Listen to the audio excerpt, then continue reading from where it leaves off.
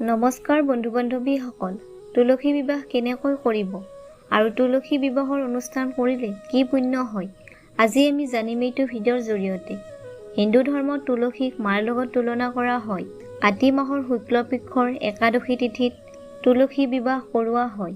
ইয়াক দেৱউঠনি একাদশী ৰূপত মনা হয়। এইদিনা মা তুলসীৰ বিবাহ ভগৱান শালিগ্ৰামৰ লগত কৰোৱা হয়। কোৱা হয়, যি ব্যক্তিয়ে তুলসী বিবাহৰ অনুষ্ঠান কৰে তেওঁৰ কন্যাদানৰ সমান পুণ্য লাভ হয়। শালিগ্ৰামক বিষ্ণু ভগৱানৰ অৱতাৰ মনা হয়।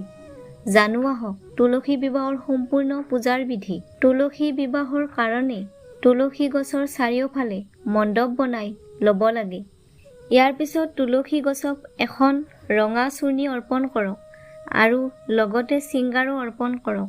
ইয়াৰ পিছত ভগৱান গণেশ আৰু শালিগ্ৰাম ভগৱানৰ পূজা কৰক। শালিগ্ৰাম ভগৱানৰ মূৰ্তিৰ সিংহাসন হাতত লওক। তাৰ পিছত তুলসীৰ লগত ইয়াৰ 7 বাৰ পৰিক্ৰমা কৰাওক।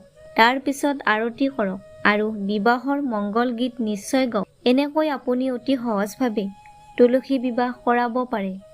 বন্ধু বান্ধৱীসকল, মোৰ এনেকুৱা ধৰ্মমূলক ভিডিঅ'বোৰ পাবলৈ চেনেলটো ছাবস্ক্ৰাইব কৰিব আৰু ভিডিঅ'টো লাইক কৰিব।